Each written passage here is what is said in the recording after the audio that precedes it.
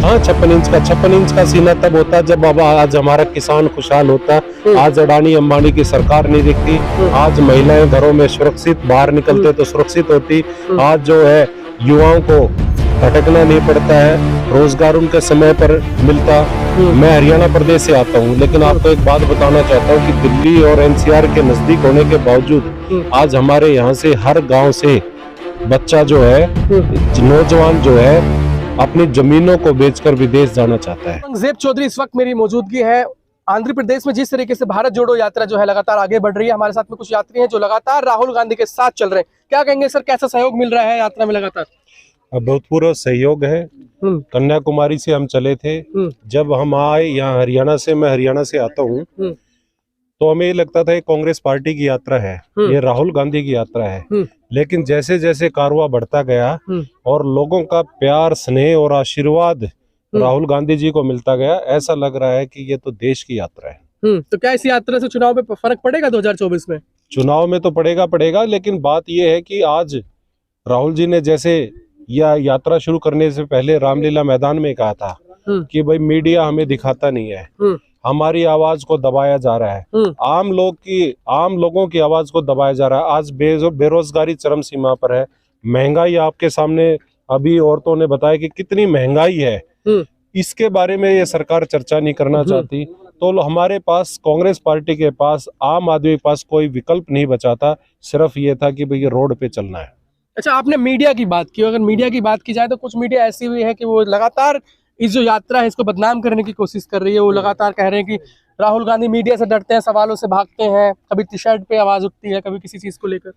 आप एक बात देख लीजिए, जब से नरेंद्र मोदी देश के प्रधानमंत्री बने हैं, उन्होंने एक भी प्रेस कॉन्फ्रेंस नहीं किया है। राहुल जी ने तो आज भी प्रेस कॉन्फ्रेंस की है, और ये इस यात्रा में हर स्टेट में कई बार प्रेस कॉन्फ्रेंस की है, जिसमें ओपन है, जिसमें सैकड़ों की संख्या में पत्रकार आते हैं और उनसे कोई भी सवाल करते हैं और वो हर एक सवाल का आंसर देते हैं। ये सवाल मोदी से किया जाए कि पिछले आपने 14 से जब से प्रधानमंत्री बने हो, एक बार भी प्रेस कॉन्फ्रेंस नहीं की है। तो देश की आवाज, कुछ पत्रकार है वो ठीक है, वो आज आवाज नहीं उठा रहे, लेकिन एक दिन समय आएगा वो रियलाइज करेंगे कि एक समय था जब उनको इस देश के आम आदमी की आवाज को उठाना चाहिए था, और वो अपना कर्तव्य पूरा करने में नाकाम रहे। आपको क्या लगता है, जिस तरीके से आपने भी कहा कि प्रेस कॉन्फ्रेंस क्यों नहीं करते मोदी जी? प्रेस डरते हैं, सवालों से डरते हैं, ये इस नौजवानों से डरते हैं। तो कहते हैं 56 इंच का सीना है। हाँ, 56 इंच का सीना तब होता जब अब आज हमारा किसान खुशहाल होता।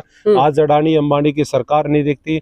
आज महिलाएं घरों में सुरक्षित बाहर निकलते तो सुरक्षित होती। आज जो है युवाओं को भटकना नहीं पड़ता है, रोजगार उनके समय पर मिलता। मैं हरियाणा प्रदेश से आता हूँ, लेकिन आपको एक बात बताना चाहता हूँ कि दिल्ली और एनसीआर के नजदीक होने के बावजूद आज हमारे यहाँ से हर गांव से बच्चा जो है, नौजवान जो है, अपनी जमीनों को बेचकर विदेश जाना चाहता है। ये हाल तो हरियाणा प्रदेश का है। आप पूरे देश में घूम लीजिए, कितना लोगों की समस्याएं हैं, कोई उठाने वाला नहीं है। सिर्फ आज देश में यदि कोई आवाज उठाता है आम आदमी की, आम किसान की, दलित की, व्यापारी की, तो राहुल गांधी है। आपने महिला सुरक्षा की बात की, लेकिन वो तो कहते हैं कि महिला सुरक्षित है, रात को भी निकल सकती है, बाहर जा सकती है। और लगातार जो मोदी जी देश के प्रधानमंत्री हैं, मंच से कहते हैं कि महिला सुरक्षा के लिए हम काम कर रहे हैं, महिला सुरक्षित है। क्या काम किया है उनके? तो कितने सारे एमपी एमएलए, कोई रेप के केस में अंदर गया है, कोई किसी में अंदर गया है, कहाँ सुरक्षित? आपने बात ये है कि सोशल सिक्योरिटी उनको देनी चाहिए थी। आज महिलाओं को ये लगना चाहिए था कि ये सरकार उनके लिए बनी है। आज इस देश के हर नागरिक को ये लगता है कि ये सरकार आम आदमी की नहीं, अडानी और अंबानी की सरकार है। तो आगे क्या कहेंगे इस यात्रा का जो है, जो लास्ट तक जाएगी कन्याकुमारी से कश्मीर तक, इसका क्या फायदा होने वाला है? क्योंकि बार बार सवाल किया जाता है कि हमारा राजनीति से कोई लेना देना ही नहीं है। देखो, मुझे जो लगता है, राहुल गांधी जी सिर्फ इलेक्शन को देखकर इस यात्रा नहीं शुरू की है, उन्होंने इस देश का दर्द को देखा है। वो चाहते हैं कि किसान की आवाज को सुना जाए। किसान की आवाज जब फसल पकने को होती है, बारिश आई, ओले आए, फसल खराब होगी, और किसान के पास कोई दूसरा साधन ही नहीं होता। तो आदमी का इन ऐसी आवाजें आज सिलेंडर है, आपने पूरे पेट्रोल पंपों पे अपने फोटो, बड़े बड़े फोटो लगवा दिए, लेकिन पेट्रोल और डीजल का भाव आपने 100 रुपए कर दिया। आपने घर घर अपनी फोटो लगवा के सिलेंडर बांट दिए। आज उस सिलेंडर में गैस भरने के लिए 1000 रुपए गरीब आदमी कहाँ से लाएगा? आज आप जितने भी हैं, किसान जब अपनी फसल को बेचने जाता है तो 2 रुपए किलो, 3 रुपए किलो, 5 रुपए किलो, और पीछे तो हमने टमाटरों को रोड पर बिखेरे किसान मिला। तो और वही किसान जब बाजार में जाता है तो उसी को 50 रुपए, 60 रुपए, 70 रुपए में खरीदता है। तो ये सरकार है, ये बिचौलियों की सरकार है, ये आम आदमी की सरकार नहीं है। ये लोग कभी आजादी की लड़ाई इन लोगों ने नहीं लड़ी, इनको पता ही नहीं, इन्होंने कभी शहादत इस देश के लिए नहीं दी है। जिन्होंने कुर्बानियां दी हैं आज ये उनको बदनाम करना चाहते हैं। तो झूठ कितने दिन चलेगा? झूठ का गुब्बारा जरूर फटेगा। क्या कहेंगे सर यात्रा के बारे में?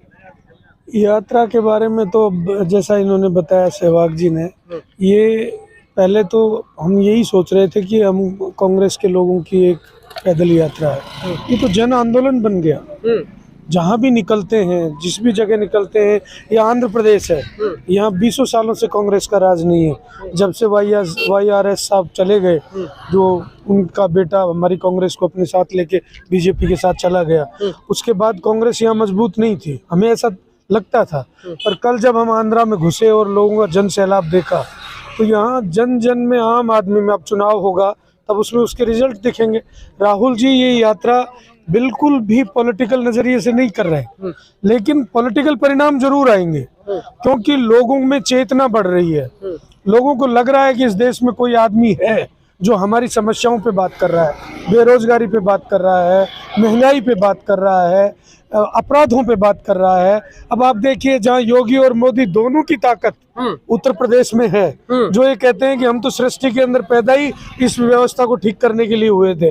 कल की खबर है कि 8 लोगों ने गैंग रेप किया एक लड़की के साथ, और नाम मुलजिम। अब अपराध होते हैं, एक और बड़ी समस्या, अपराध होते हैं, अपराधी पकड़ा जाना चाहिए, उसके खिलाफ कार्रवाई होनी चाहिए। उत्तर प्रदेश ही एक ऐसा राज्य है। लेकिन सर आप, अच्छा ठीक है, आपने कहा कि इस तरह के जो रेप हो रहे हैं उस पर कार्रवाई नहीं होती, लेकिन कहीं ना कहीं उत्तर प्रदेश की अगर बात की जाए तो उत्तर प्रदेश में योगी आदित्यनाथ का मंदिर बन गया है। देखो, 100 करोड़ लोगों का देश है, 150 करोड़, 100 लाख 2 लाख लाख 2 लाख पागल भी घूमते हैं जो ऐसी हरकत कर सकते हैं। हमारे देवताओं के बराबर उन लोगों को बिठा रहे हैं जो पार्लियामेंट में मुद्दों के ऊपर रोने लग गए थे। इनके मंदिर बनेंगे।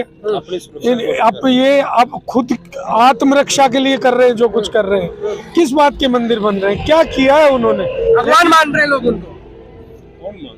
अयोध्या में मंदिर बन गया। कोई पागल कुछ भी कर सकता। भगवान है जिसने आजादी दिलाई, जिसको पूरी दुनिया महात्मा गांधी को जानती है, उनको तो ये गाली देते हैं। ये गोडसे वाले ये कब से भगवान बन गए हैं? भगवान तो उसको कहते हैं ना जिसने इस देश के लिए कुर्बानियां दी हैं, इस देश के हर वर्ग के लिए जो लड़ा है।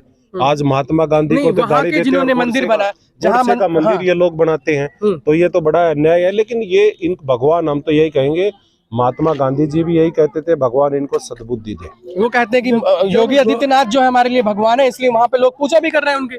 कहाँ कर रहे हैं और कौन कर रहा है? आप उनका बैकग्राउंड जाके देखिए। भगवान किस तरह से कह रहे हो आप? भगवान किसको कहा जाता है? जो सबकी सुने, सबके समस्याओं का आदर करे, हर मजहब के लोगों का आदर करे, जो जिसमें पूरा भगवान का राम राज्य किस लिए कहा जाता है कि उसमें हर वर्ग, हर कोई चाहे वंचित वर्ग से आता हो, हर वर्ग, चाहे महिलाएं हो, बच्चे हो, युवा हो, सब खुश रहे, खुशहाल रहे, उसको राम राज्य कहा जाता है। कहाँ उत्तर प्रदेश में राम राज्य है? हर रोज तो वहाँ पे महिलाओं के साथ अत्याचार होता है, तो कहाँ का राम राज्य है? गोडसे की पूजा करते हैं, वो किसी भी दुष्ट की पूजा कर सकते हैं। और ये वो लोग हैं जो बाप को बाप नहीं मानते। ये नेहरू गांधी को क्या समझेंगे? नेहरू गांधी को वही समझेगा जो अपने परिवार, अपने पिता, अपने माता और अपने जिन लोगों ने उनको चुन के भेजा, उनका मान सम्मान रखे। इनके मन में किसी के प्रति कोई श्रद्धा नहीं। ये इस राष्ट्र को खराब करने के लिए जितना जल्दी होगा, ये राहुल गांधी यात्रा है, जो राहुल गांधी की जो यात्रा है, ये जन चेतना पैदा कर रही है और इसके बड़े लॉन्ग टाइम परिणाम आएंगे, आप देखना।